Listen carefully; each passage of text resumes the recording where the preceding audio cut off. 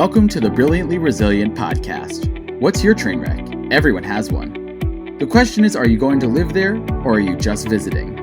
Let's check in with Mary Fran and Kristen to learn how to come through not broken, but brilliant.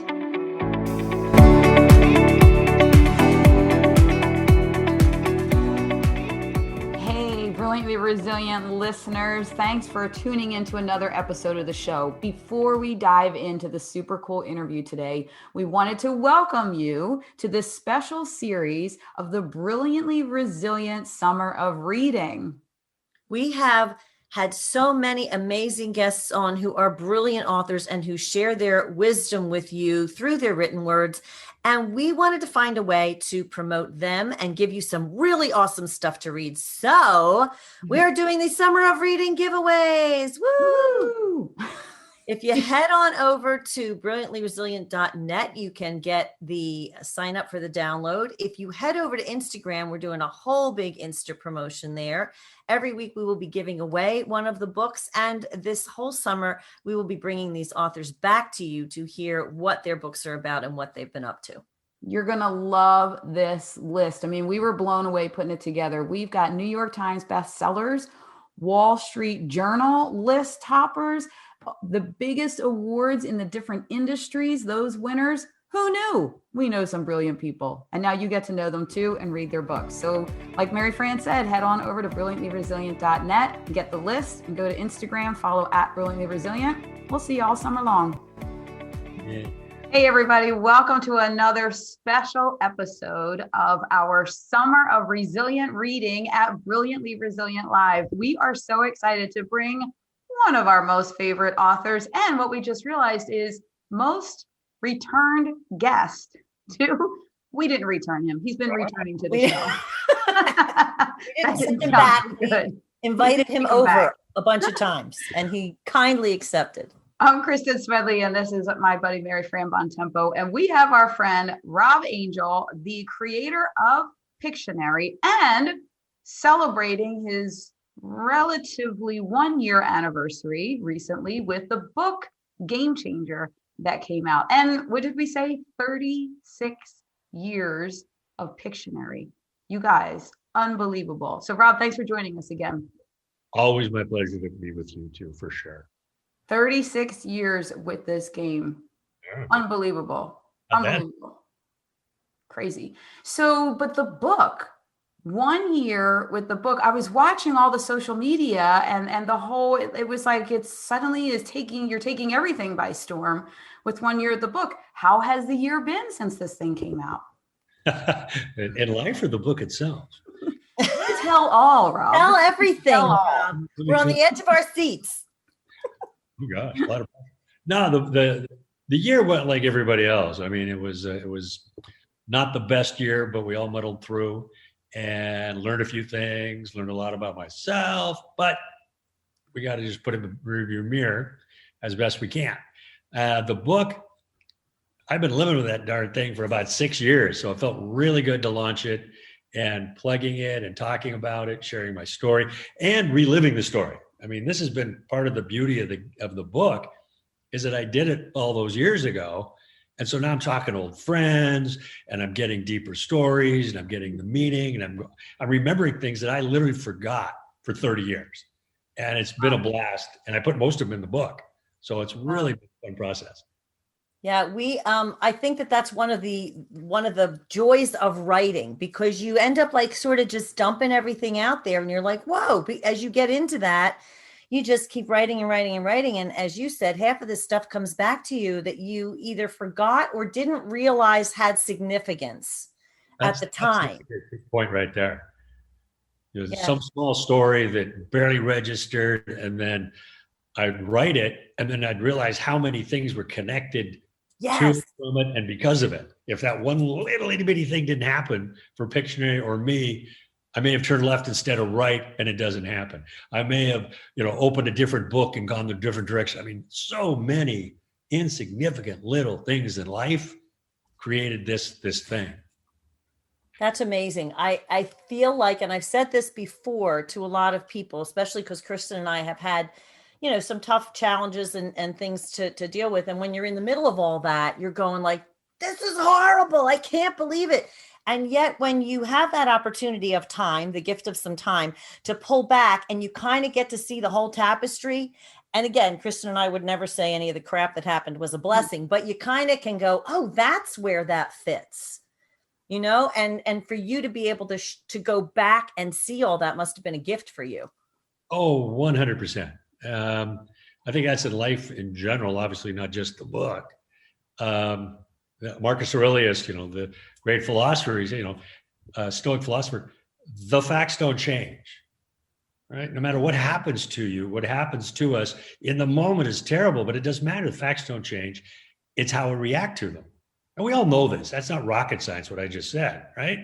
But if I can, I'm working on not reacting so that I don't have to go, it's a terrible moment. I can't wait for it to be over. And it's a lot of work, but it's really something I'm embracing right now. And in the book, there's this one story about the printer screwed us over. I mean, he was supposed to do one job and he didn't do it. So instead of having the printer do a job, it took me and my partners 6 days to sort some cards. And we were like pissed and pissy and mad. And this is the worst day of my life. And I threw a tantrum. Is that enough? Have I set the stage enough? And so I'm like pissed. I'm just darn right pissed. But as exactly what you said earlier, is that looking back, it was the best thing that could have happened. My partners and I knew we could overcome any obstacle. We knew we had each other's back. We knew we could get it done. And it gave us this bonding experience, I call it this shared thing to overcome. And we did it together. And instead of ultimately being a terrible moment, it was maybe one of the best things early on that happened to us. It set the tone for the business moving forward. It was great. And did you realize that? Like, you didn't realize that at that moment, though, or did you? Well, we did pretty quickly physically in the middle of it. No, but a week or two later, we were just kind of a little stronger, walking a little taller, and you could point to each other. So it was physical, mental, spiritual in that moment. A week or so later, we realized what a blessing that negative thing was. So it's pretty hard in a positive way. I heard a word recently that describes all of this: craptastic. Craptastic. Let's use that in a sentence, shall we? Sorting those cars was a craptastic moment. Can we make that a Pictionary card? How would you draw craptastic? I need to know how would this work? While it is a family game, I think we put that one in pretty quickly. How would you draw that? I don't know. Well, hey, the poop emoji made a really big. Oh my God, I can't even in this world. So you never know what is going to catch on. No, that's so funny. It's interesting. As I, of course, in my life since the last time we talked, I have had no problems. Nothing. Everything's gone according to plan. I've read the paper. Are you kidding me? I will say though, with everything that constantly, you're like up and down and up and down. I do go about things now, like you said, with realizing that, okay, I've been in this place before where things did not work out and it became something, even better. So how about if we look at this as let's keep waiting for the good that's going to come out of this moment. We just wish it would all go according to plan and then we could just be happy. However, and we were just talking to somebody earlier about it, everything in your toolbox, keep building that toolbox.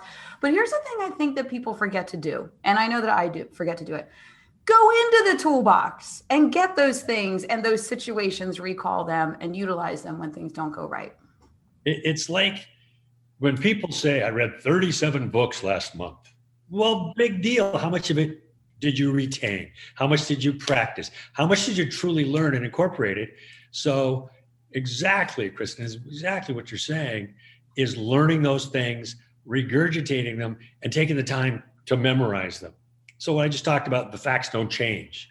Well, I still am not 100% good at that, but every time I get in that situation, exactly what you said, arrows in my quiver, I call it. I pull out an arrow. Okay, this is a situation for this, and I'll do my best. Don't always succeed, but yeah, you have to do the work. You have to do the practice, or it just repeats itself over and over. And so I 100% agree. So the more you learn, not the more you read, the more you learn, the better.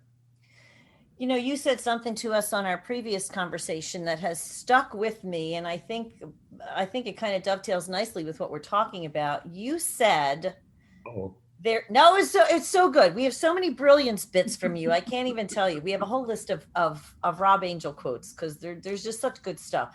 But you said there's no one right way to do things.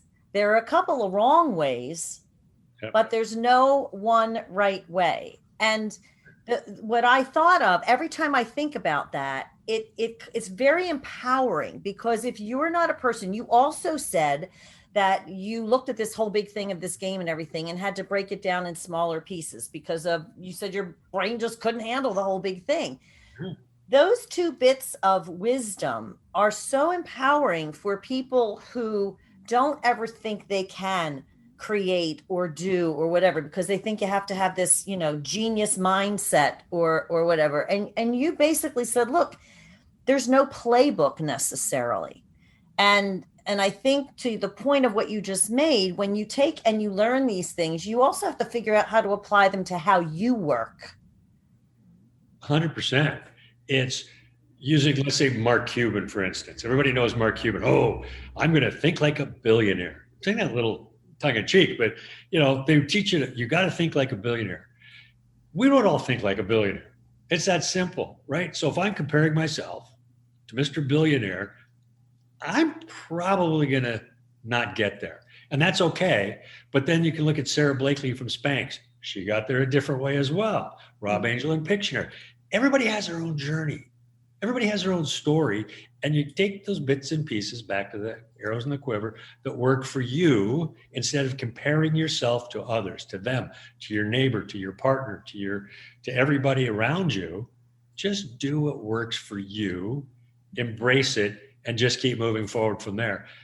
There's no one way to success. We're all successful by most metrics, but different paths to get there. And it's by, Mary Fran, what you said, one foot in front of the other. I mean, that's key. If you talk to anybody, any of them, that we didn't have this master plan.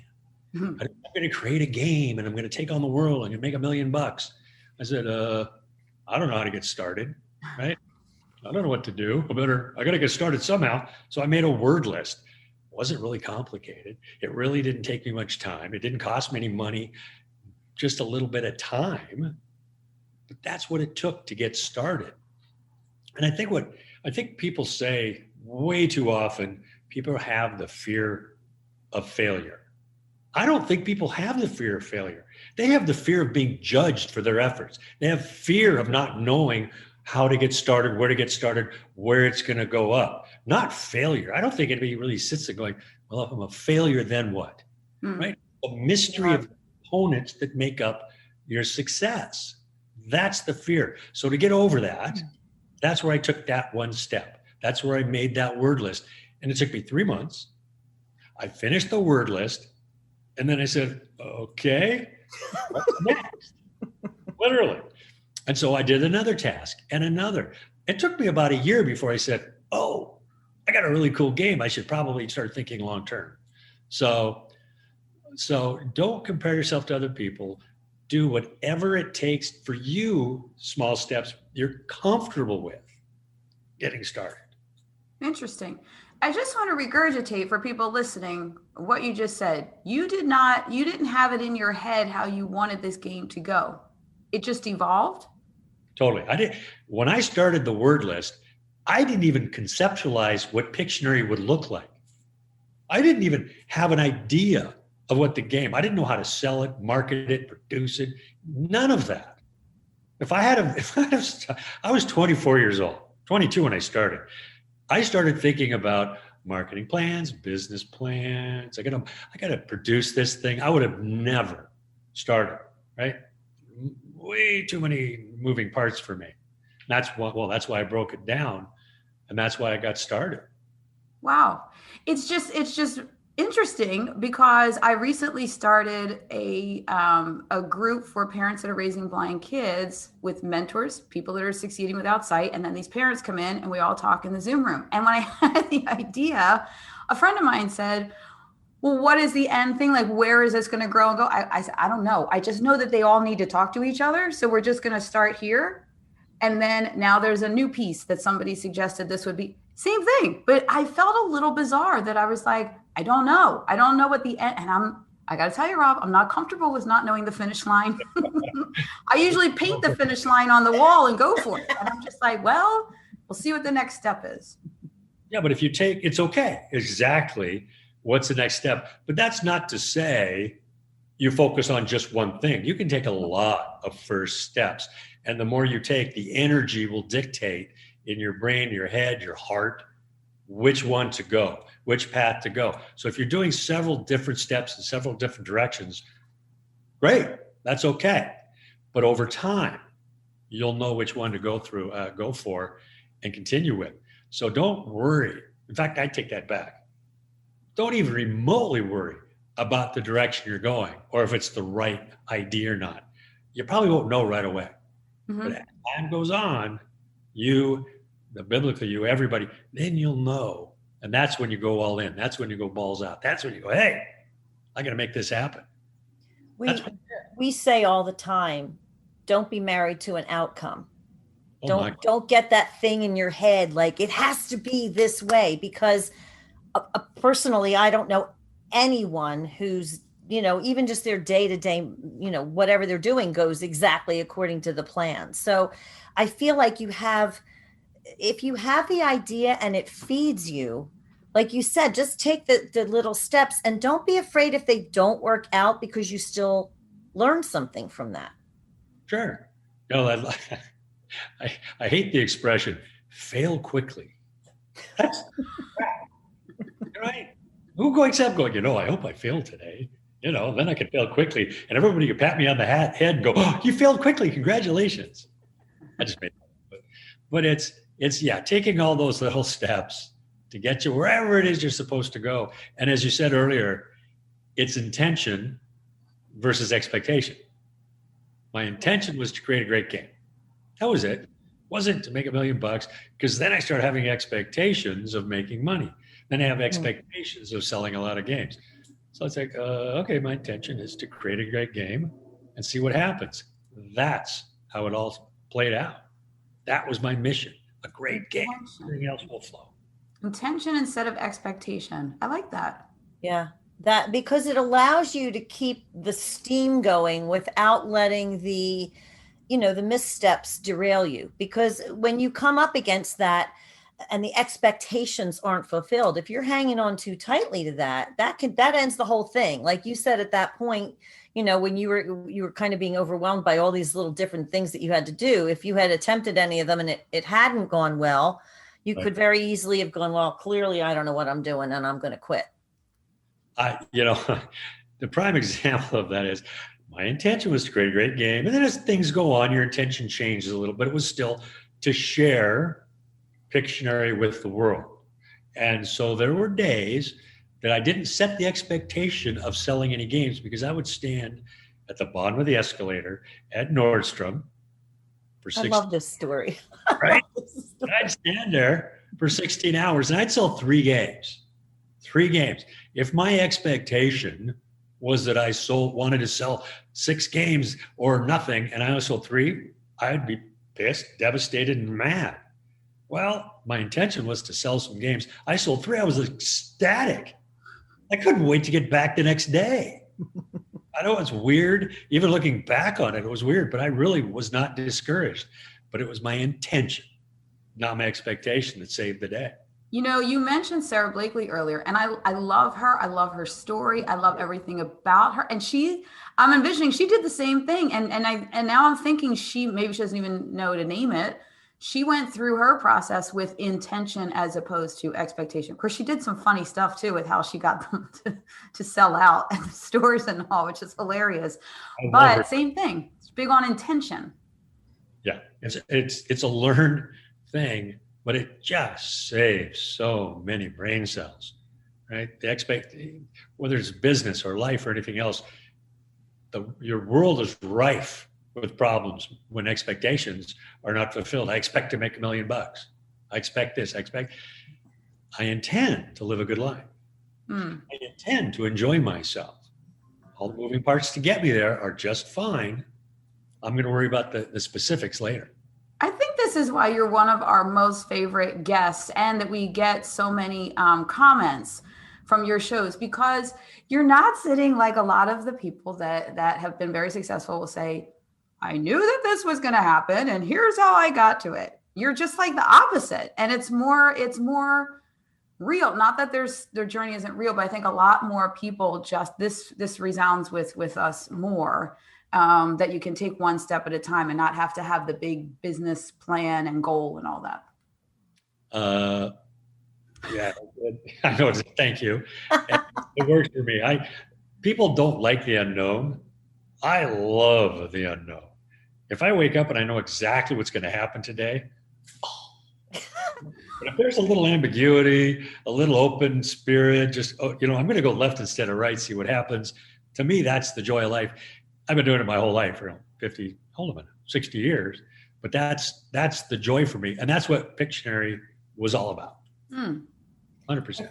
I think it also simplifies your life when you can have that kind of, I'm going to live a good life, because you can put a million other parameters on that. Right. And 90% of them, it might go south. So when you keep that almost purity of intention, that either I'm going to live a good life, I'm going to be of service, I'm whatever, but you're not going to dictate every single detail. Right. It first of all, like you said, it saves brain cells, but then it makes that, I always hate to use the word goal, because when we were talking a few minutes ago and you were talking about, business plans and goals and all that, like I hear stuff like that and literally start to break out in hives and because I can't deal with that.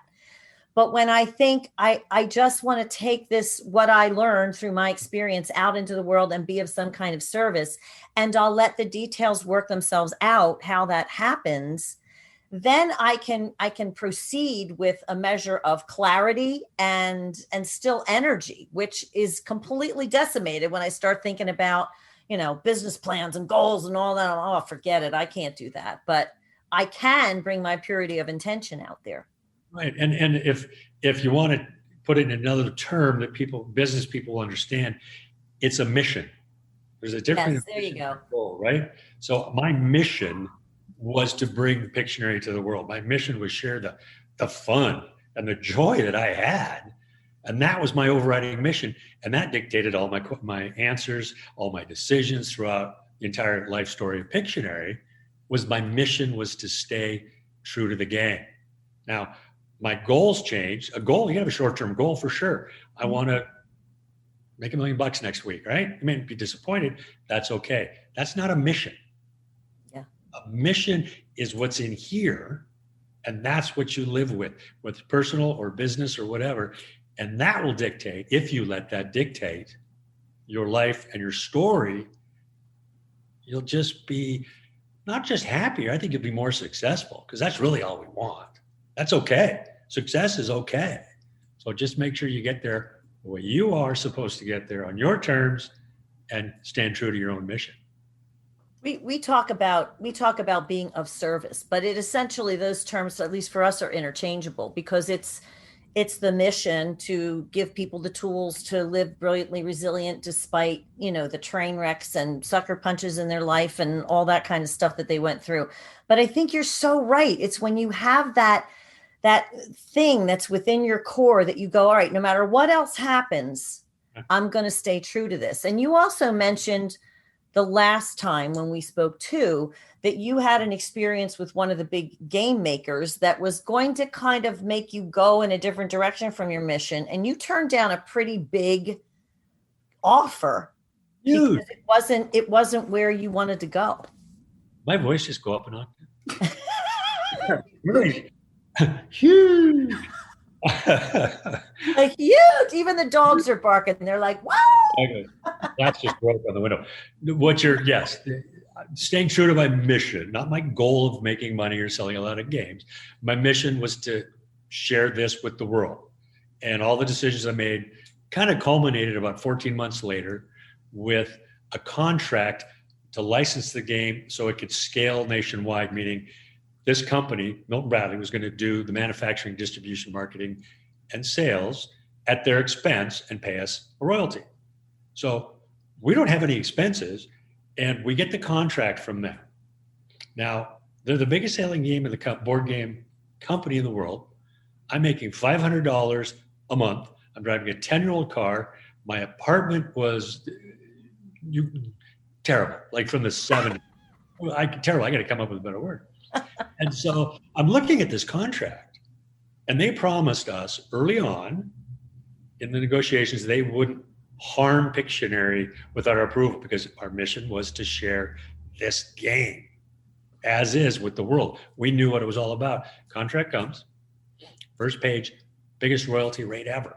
I'm a millionaire. I am like on the Bahamas. I am buying things. It's like going to Costco. I'm buying things I didn't even know I wanted in my life. Ooh, I'll take some of that. And so I'm just Cheetos and 4 tires, just because they're there. I need a tire that doesn't fit my car. I'm like, this is awesome. And then I'm reading, and they're giving us marketing spend, blah, blah, blah. But then I'm done with the contract, and they didn't put in the contract. They wouldn't touch the packaging, the rules, the graphics without our approval. It goes down to one word: trust. We couldn't trust them. Wow. But again, my mission overrode my wanting to be a millionaire. I was going to go back to waiting tables if this thing cratered. There's other games out. We could have failed miserably, but I was willing to fail. I was willing to go back to doing what I had to do rather than sign this contract. And it was easy to do, but it was hard, man. I'm 26 years old, and I'm looking at that. I said no. What did your partners say? They said no as well. We had the same mission, right? It was our same shared mission, which caused not very many fights and arguments. They said, we can't trust them either. So fortunately, my partners felt the same way. Good. So it was like that night, we're looking at the game. Oh, we just protected you. We'll take you good thing. Next morning, 7 a.m., I'm shipping off the game to Wisconsin. You mother. It's like, come on. So there was a couple of days I was irritated, but it was okay, right? We got back to it. And then a few months later, signed a different licensing agreement, more money, more control. So the universe provided by sticking true to our mission. Wow. Wait, how many months was it between the saying no and the new contract? Less than 2 months. Wow. Yeah, the Pictionary story was crazy that we launched June 1st of 85. Less than a year later, we'd already licensed. And then 2 years later, we're the biggest selling board game in the US. Unbelievable. Out of my apartment. Which was terrible at the time. It was, God. Shag carpet from the 70s, electric burners, wood paneling. It was cool. Loaded with stuff from Costco. Oh, I know, right? Oh, that's awesome. Well, we want to encourage everybody to pick up a copy of Game Changer because, first of all, you're just the most fun person that we've ever interviewed. We always love having you, and the story is incredible. And everybody needs to guess what the picture is on the front of the book. It's the very first word that you came up with, which I love. And I would not have been able to draw that as a clue for anybody. I'm not the best Pictionary player, but I do my best because it's so much fun. We'll have to have everybody put on we'll put this clip to link to the episode on our Instagram, and we'll have to see in the comments what people think the picture is. That actually could be one of the ways they could get to win the book. You have to be able to identify what the picture is. So we'll get them involved that way. Bonus points if you spell it right. Well, it's the first word in the dictionary pretty much, so it makes it, I just gave you a little hint. Oh geez, sorry. Now we're gonna edit that clip out so we don't have any pants out there. Hey everybody just Googles it now. Let me see. How do I spell it? First word in the dictionary that you could draw a picture of. I'm not very good at charades. I'm not good at pictures. I'm not good at keeping secrets. But you're good at Pictionary, and you're the only person in the world who can claim that you are so good at Pictionary. You were there at the very beginning because you were. That's true. I never looked at it that way. Right. If nothing else, that's what you got that going for you, right? It's nice. Rob, thank you so much for joining us. We are always happy to. I think next week I'm going to be on Cameo. Oh, right. Cameo. We wanted to talk about Cameo. Tell us what this is. It's the coolest thing. I love it. And you would be great. You go on the website and you get celebrities, athletes, writers, game inventors to give you personal messages, whether it's encouragement or to a family for a birthday. I gave my girlfriend one from Ron White last week. I mean, if you know Ron White, he's not exact. He's a little vulgar, but he loves it. But he's hilarious. I could give. He's hilarious, though. He's hilarious. Oh, he's really funny. And they just send you, they do a message to somebody, you send it? You just click on, give them what you want to say, the highlights, and then he goes off for 2-3 minutes. And I can do the same for anybody. You've got an entrepreneur that needs encouragement, or you just want a Pictionary story or something, and they just send it to you within 2 or 3 days. And it's how great of a gift would it be for people to get the latest version of Pictionary and a cameo from you wishing them happy birthday? How cool would that be? That would just be so cool. That would be so amazing. So this is how old I am. My son gave me a cameo for my birthday, and it was Peter Noon from Herman's Hermits. No. That's how old I am, because I loved the Herman's Hermits. I was a little bit young for them, but you know, at any rate. But it's the coolest thing. So we want to encourage everybody to check out Cameo. Give Pictionary as a gift because it's the coolest game ever. Go get Game Changer. Enter our contest and hire Rob to do a cameo because he's just the best guy and so much fun. Thanks. And then follow me on Instagram, Facebook, whatever, The Rob Angel. Rob Angel. Well, there you go. So while you're out there following the Rob Angel, follow Brilliantly Resilient on Instagram. Watch all the fun stuff as this episode is out during the week where you can be entered to win a copy of Rob's book, and then follow us all summer long. You can get the reading list for your summer of resilient reading, which Rob's book is on at brilliantlyresilient.net. There's a free download with tons of great books to keep you adding and accessing the tools in your toolbox to live brilliantly resilient. Rob, thanks for joining us. Thanks everybody for tuning in. We'll see you next time. Frank, Kristen, always a pleasure. Thanks for tuning in to the Brilliantly Resilient podcast. Join our Facebook group and follow us on YouTube to be inspired with tools to reset, rise, and reveal your brilliance.